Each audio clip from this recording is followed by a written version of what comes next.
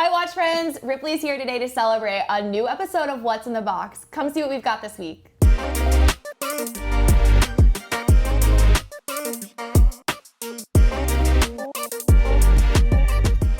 Hi Ripley, awesome to see you. Thank you, so good to see you too. I know, a little surprise for What's in the Box. Justin is not here today, so thank you for stepping in. I know the team has set aside an awesome watch for us to get into.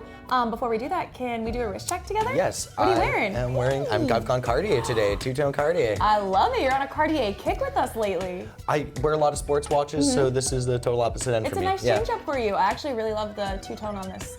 And the Francaise, however you would like to say it. I'm not French, but this looks great. Yeah, a lot. It's often called a woman's watch, but I think it looks pretty solid on my wrist. Yes, it does. All right, you want to see what I've got on? I've got Yes. a really special one. So I've got on a gold ladies OP.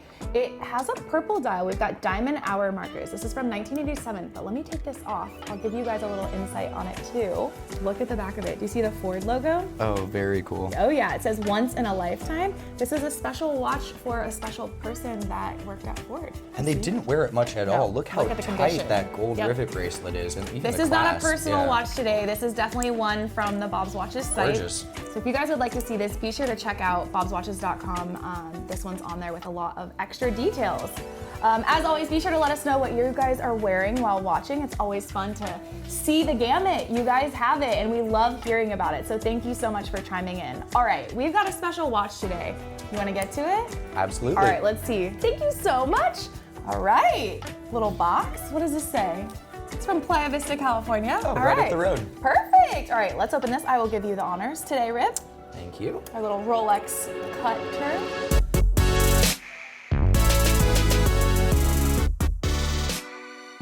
All right, so it came to us from California. I will not look. Please give me some confirmation that it's great. It is great. It is a Rolex. It's a Rolex today. It is. I already know it is because it came with box and papers and I saw the card. Nice. Oh, a small box. Okay, what does this mean? Let me think. Did you peek inside? I already know what it is because I saw the card. Oh, okay. You peek at it. I'm not gonna look. You said it's a great watch. You said it's a Rolex. It looks small. It's either small or it's in steel. The box size is correlated with metal. Just remember that. So a tiny lady president will come in a drastically larger box than a steel Daytona. Yes. Okay. Hear me out. I'm just gonna do a one guess today. I'm gonna go a 28 millimeter Tiffany blue OP. Did I miss the mark? Yes. Okay. What is it then? Hey!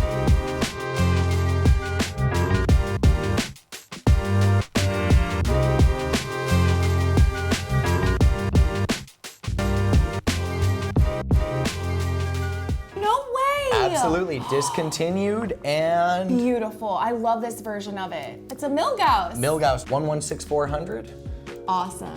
And not the GV version, the No. white dial. We see so much of that green with the sort of, I don't know, pretty blue contrast with it. I love that version. Even the black one's great.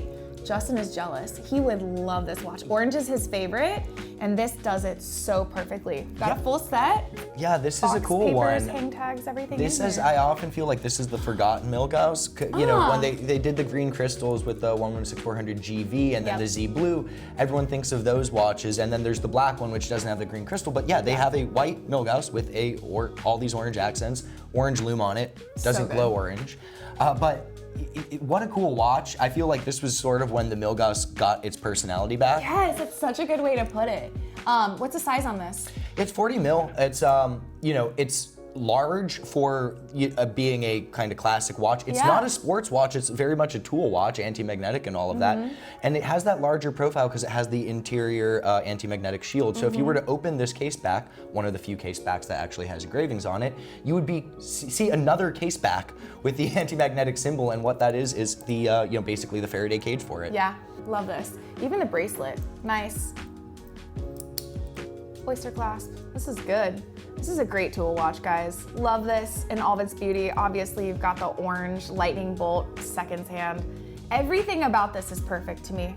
And it was so un-Rolex at the time. Now there's all sorts of colors. We have celebration dials, but at the time, the lightning bolt seconds hand returning in bright orange, it was a very unusual watch. It wasn't popular when it was launched either. People looked at it, thought it was kind of cartoonish, but now it kind of stands out as a really unique offering. And I mean, as a whole, the Milgauss doesn't even exist anymore, so it's even more special. Yeah, even more special and a non-obvious choice. Everyone goes for the green crystal models, but taking the words out of my mouth. It's funny.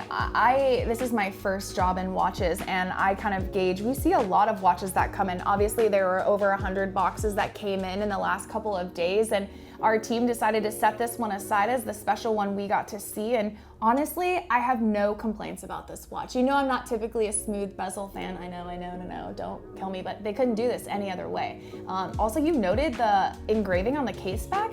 It's funny, I really didn't think about this on Rolex, but you're right, you never see this. And for reference, it says Rolex, Oyster, Milgauss, and it has the crown etched in it as well. Yeah, the Milgauss and the Sea Dweller are kind of the two black sheep, both very purpose-built tool watches, but yeah, they have little inscriptions on the case back. What does this look like on your wrist? We have the same wrist size, funny enough.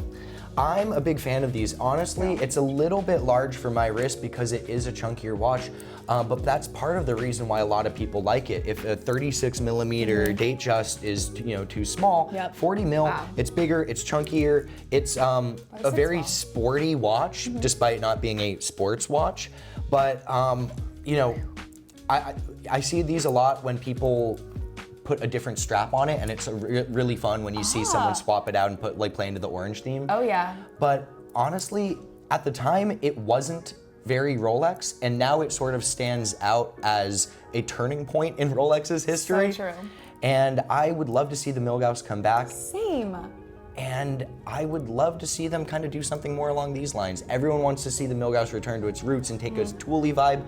I would love that as well, but keep the playfulness. This is a ton of fun. Oh yeah, and it's funny, you and Brandon actually did a really great video on the evolution of the Milgauss. So we got to feature some vintage Milgauss, and you truly could see the evolution of the first iterations and how they kept iterating on the Milgauss and eventually got to kind of this final version that has now been discontinued. Well, and it was such a big step from the previous model to this one. So despite the fact that the Milgauss dates back to the 50s, it really wasn't around for that long or in that many different iterations. You have the original one that kind of looks like a sub, then they went to the 1019, and that one stuck around for such a long time. It's arguably the least interesting one.